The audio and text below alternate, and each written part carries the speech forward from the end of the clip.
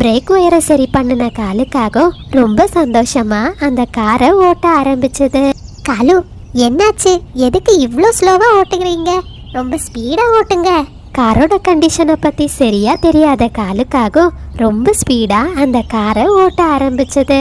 திடீர்னு ஜம்ஜம் மெக்கானிக் சொன்னபடியே அந்த காரோட டயரு அப்படியே வழியில உருண்டு ஓடிடுச்சு.